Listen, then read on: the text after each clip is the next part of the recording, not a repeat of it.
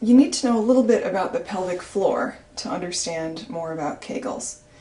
First of all, the pelvic floor is this bowl of muscle that you see here at the outlet of the pelvis. We always think of it like this. This is like the textbook pelvis, but really in the body the pelvis is at more of an angle like this. So your pelvic floor is this bowl of muscle that's at the base and back here at the pelvic outlet. It's about 1 centimeter thick, these muscles, and it supports the organs in the pelvis, the bladder, uterus, and rectum. It has to be strong to stabilize the base of the spine, and it has to be really flexible to allow for a huge, giant baby to come out. If you've ever given birth, you know it's just got to get all the way out of the way for that baby. The pelvic floor controls your elimination, both it's involved with holding in your elimination and releasing your elimination. And it's a very important part of your sexual anatomy. The pelvic floor, you can see, the pelvic floor surrounds and supports the clitoris and the vagina. And a lot of what you feel when you have an orgasm is contractions of the pelvic floor muscles. The pelvic floor has 2 layers. There's this outer layer. This is called the urogenital diaphragm. I'm going to just take that off here. There's the urogenital diaphragm. And then the inner layer is called the pelvic diaphragm. What I want you to notice about the pelvic diaphragm here is this gap in the muscle. That's called the urogenital hiatus. And it's very important to the pelvic floor problems. A lot of pelvic floor problems happen here. If you have prolapse, it's through this gap that your bladder or uterus or rectum go through there.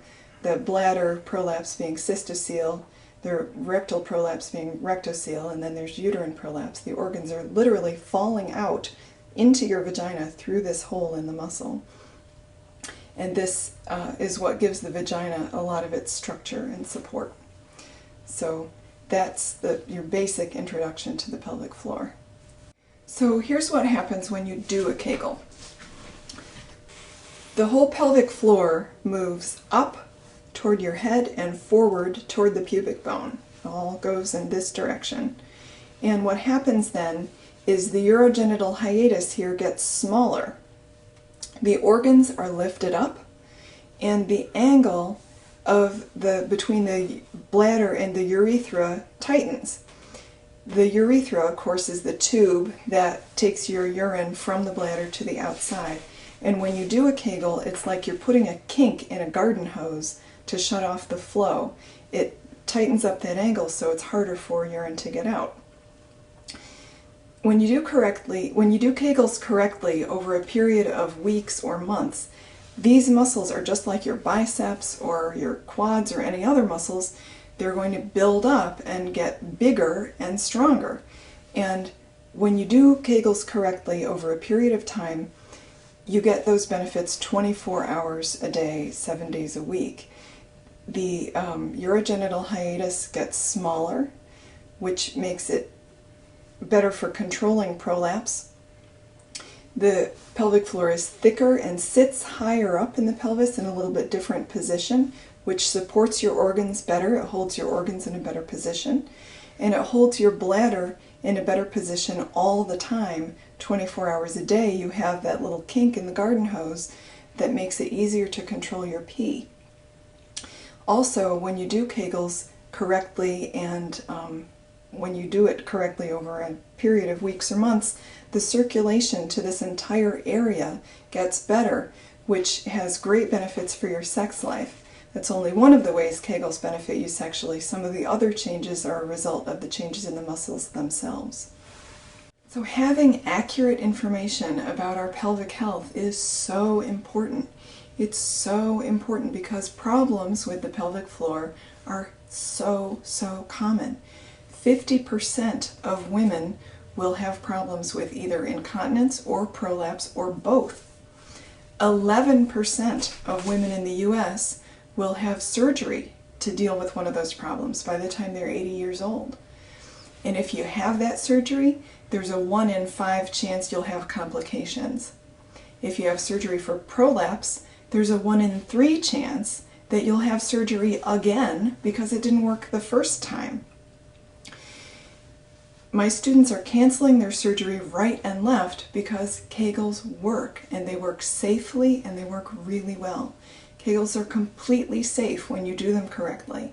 They have no negative side effects, and they have one positive side effect, which is better sex. You can't beat that. I agree with Katie Bowman about some things. I agree that surgery should be considered a last resort. There are loads of safe options you can try first, especially Kegels. I agree that postural work is a great idea, and it's wonderful to work on your glutes. I agree that chairs probably aren't the greatest invention ever for women's health.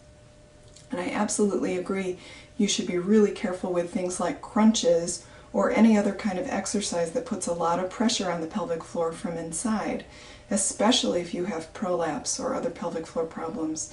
But for any women, because those problems are so common, I think it's prudent for all of us to be really cautious about the kind of exercise we do to avoid that kind of intense pressure. I also agree with Katie that Kegels, the way most people do them, are not helpful. But when you do Kegels right, they are amazing. I disagree with Katie where I don't want you to stop doing Kegels. I want you to start doing Kegels right. So go to kegelqueen.com and you'll find out my top 3 reasons you should never do Kegels while you're driving your car. You'll be on your way to getting accurate, clear information about Kegels and how Kegels can reverse prolapse, stop you peeing your pants, and bring you absolutely amazing sex. I'm the Kegel Queen, and I'm here to help.